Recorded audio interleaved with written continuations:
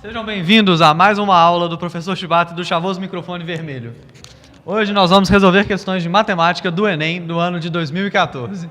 Então, 1. Na questão 1, a gente tem um diploma de canudinho, aqueles redondinhos. Então, como que você faz esse diploma? Esse diploma, ele é feito pegando uma folha de papel e enrolando 5 vezes em torno de um cilindro de madeira, que a base dele é um círculo de diâmetro D. Então agora, mágica da edição, o cálculo da circunferência é feito com diâmetro vezes π, ou 2 vezes π vezes raio. Então, como a largura da folha de papel é considerada desprezível na questão, tudo que a gente precisa fazer é 5 vezes a circunferência do cilindro, da base do cilindro. Sendo ela D, então é 5πd. Então, número 2. A questão número 2 trata de uma escultura hipotética em forma de uma ampulheta meio zoada, que vai aparecer no quadro agora. Tá bom. A questão fala que você tem uma torneira jogando água dentro dessa ampulheta. Então, e tem um gráfico perguntando o gráfico de quão rápido ela está enchendo, a altura da água. É uma questão muito mais de raciocínio, não tem nenhum número envolvido. Mas qual que é a ideia? A ideia é que está dividido em 3 partes, que são 2 trapézios e um retângulo aqui no meio.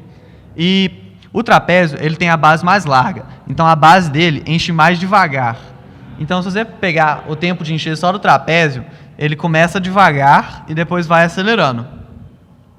O retângulo, ele é todo reto, igualzinho, então como é que eu vou explicar? Sei lá, se você pegasse, supôs que ele fosse feito de várias folhas de papel, todas elas teriam a mesma área, enquanto o trapézio, a área delas ia ir diminuindo. Então, nesse caso, tem o trapézio que vai aumentando, aí o retângulo é reto, e ali em cima um trapézio invertido, que no início é mais rápido e depois vai ficando mais devagar. Gráfico, essa aqui é a nossa resposta. Questão número 3. A questão número 3 também não envolve números, só raciocínio. Que delícia! Então, seguinte, a questão número 3 supõe que a gente tem um sinalizador de trânsito, que eu suponho que seja um cone, e o cone, obviamente, é um cone. Imagem do cone na tela, por favor. Então tá certo. Aí a questão fala o seguinte, que esse cone, ele tem um adesivo colado nele, não na base, só no tronco. E o grande problema da questão é que esse adesivo não está no tronco todo, mas só na metade de baixo. Como é que você resolve? E ele te pergunta a forma desse adesivo. Como é que a gente vai resolver isso? Você tem que primeiro saber como é a planificação de um cone. Então, a planificação do cone é essa aqui. Aqui a gente tem um círculo, que é a base, que a gente vai desconsiderar, e aquilo ali que é meio um círculo partido, que é o que pega o cone. Quando você vê essa imagem, a primeira coisa que te vem na cabeça é a resposta é um círculo partido. Só que não, amiguinho, não é.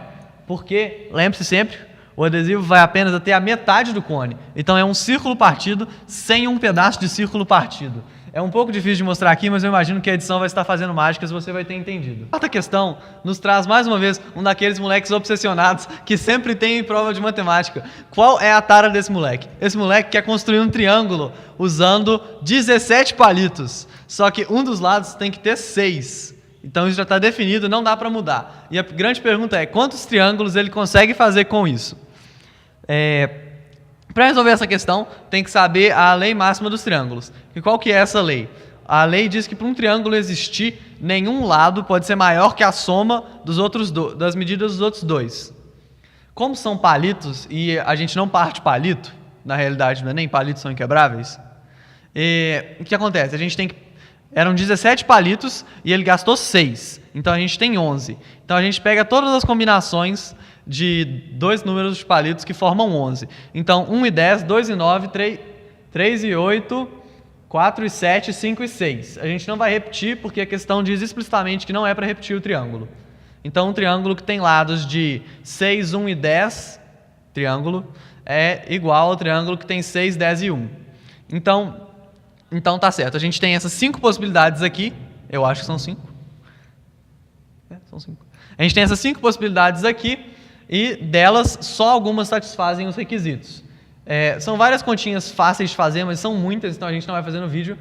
Pausem alguns segundos e assim vocês fazem as continhas e vão ver que apenas 3 dessas alternativas satisfazem a questão. Então, galera, espero que tenham gostado da aula. Como isso aqui é YouTube, deem like favorito, cliquem em todas as coisas na tela. Não tem vírus, mas eu não posso garantir que não é pornô.